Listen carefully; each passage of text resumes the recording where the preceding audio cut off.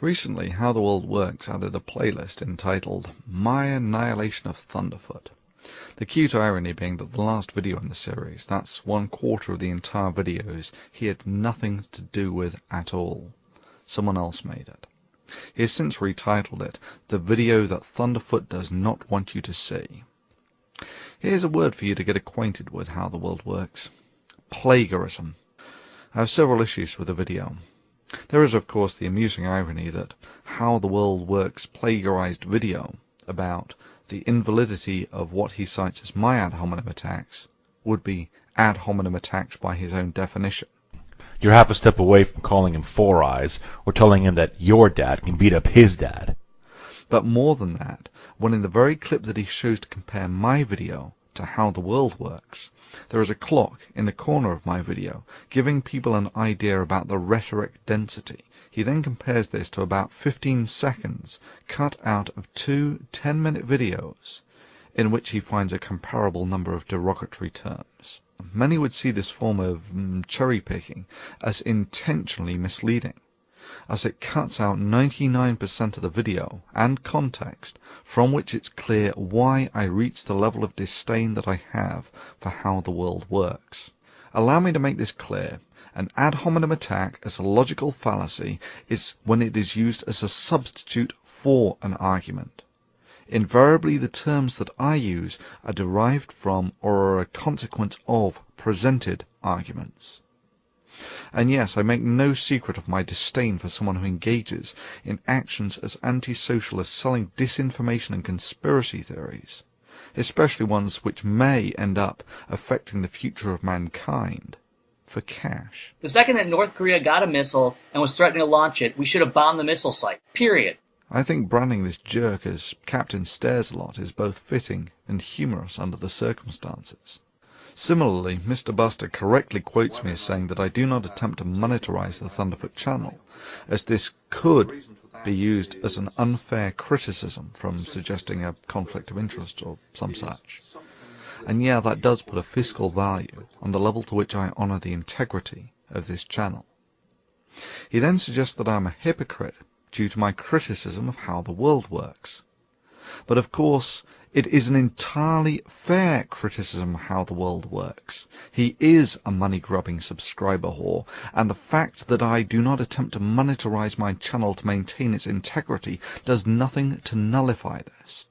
But let's be fair about this, and watch another 30-second video that How the World Works has since deleted, so that we can more fully make up our mind. Hi everyone, today is the new year, and I just want to thank everybody who subscribed to my new channel, How the World Works. Everyone knows that I was hoping to get around 200 subscribers by today. I got around 330. So everyone who subscribed, thanks a lot. And if you haven't subscribed, go over to How the World Works and subscribe right now. I'm going to be offering some promotional prizes for subscribers, and I'm going to be creating some new videos, so you're going to want to check them out. Go over there, subscribe to How the World Works. Hope you have a good new year.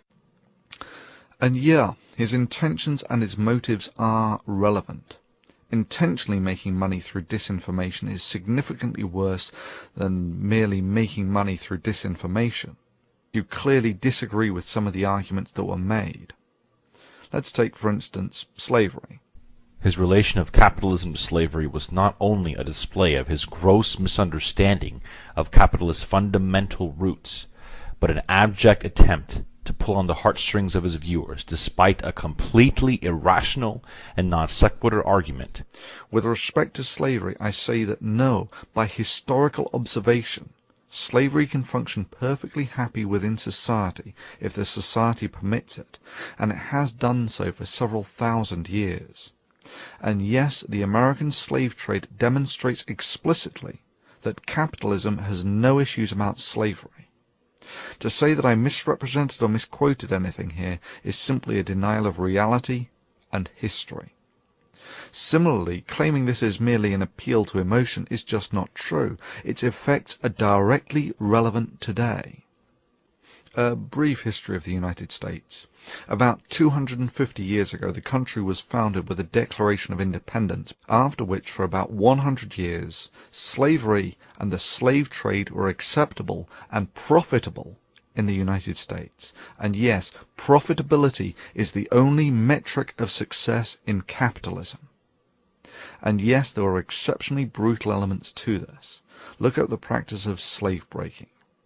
For obvious reasons, slavery was financially more expedient for menial work than employing free men. About 150 years ago there was the Civil War, when it was decided that slavery was really not terribly ethical. And yeah, that's right, people fought a war primarily over this.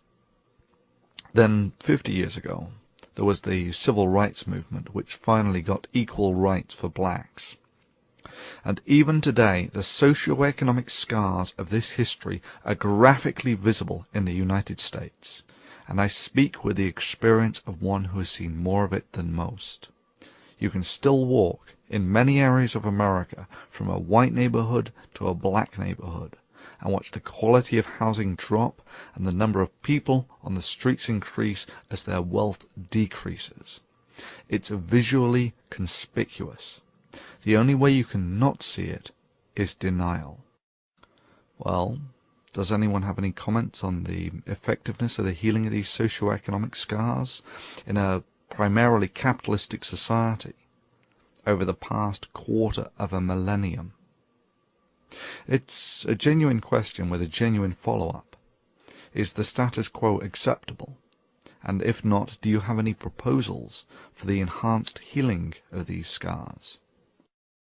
Sure, you can say, well, they have equal rights now, but metaphorically, it's closer to breaking both of someone's legs and then saying, what are you complaining about? You are now allowed to compete on level terms with everyone else in the races. My sentiment is similar to that expressed by Colin Powell about the Iraq War. It's pottery barn rules. You break it, you own it. That is to say, you are responsible for it.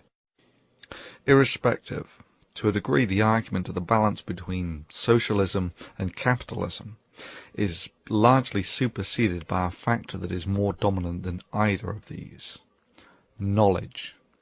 Knowledge and society are the future. Indeed, the interplay between knowledge, society, and the advancement of civilization was next on the cutting board before I got distracted by Captain Stairs-a-Lot. Thankfully, How the World Works has effectively scurried away with his tail between his legs, in rather a timely fashion, I may add, as I have real-world commitments for the best part of the next 3 weeks or so, and really can't do anything anyway. But after that, say anything demonstrably stupid, and your ass is toast.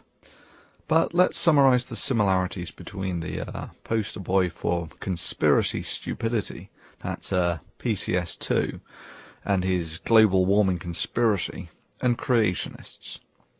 Both show contempt for the most qualified people in the world when they field educated opinions on their subject. Both are happy to quote mine in order to misrepresent and mischaracterize what they perceive as their opposition. Both think that the science that built the civilization they live in and are utterly dependent upon is made up of some evil conspiracy out to get them. Both have no issues with plagiarism. Ad hominem attacks, of course, and here you will notice that the attack on the person is a substitute for the argument. Answer: you work for the United Nations and you're a leftist. And if you want to hear the word from another leftist and viral Marxist, just listen to James Hansen from NASA. He's back at it again, even though his old boss said he should have been fired. James Hansen claims that the democratic process is not working to fight global warming. Hey James, the reason why the democratic process is not working to fight global warming is because the majority of people are realizing that you and Al Gore are charlatans. Both demonstrate their lack of character and moral fiber, in that YouTube gives them the ability to censor comments, and both zealously engage in the activity. And of course both, when all other options have been exhausted, simply tip the board over and declare victory. So experts, now that I went through every one of your arguments and completely annihilated them... Regrettably, How the World Works. Sorry. PCS2. That's not how the world works. Annihilating someone's argument is not a criterion that is simply achieved by declaring it. Indeed, the mere fact that you need to make such a statement seems to suggest that you do not think that this is self-evident from your argument. In that respect, it's more like Fox News claiming to be fair and balanced. Allow me to summarize PCS2. Braying about how smart you think you are does little to add to your credibility when you are categorically wrong on multiple elementary levels, especially when you further compound your errors by further attempting to justify your ignorance by a variety of deeply unconvincing excuses, and then finally claim that factual veracity is not important as it's only YouTube and who the heck cares, and then ultimately, when all other possible options have been explored, you correct your mistake. To summarize the summary, the knowledge of mankind has guardians to stop antisocial vermin such as yourself from pissing in the fountain of knowledge. To summarize the summary of the summary, keep polluting science, swine. Your bitch ass is mine, sunshine.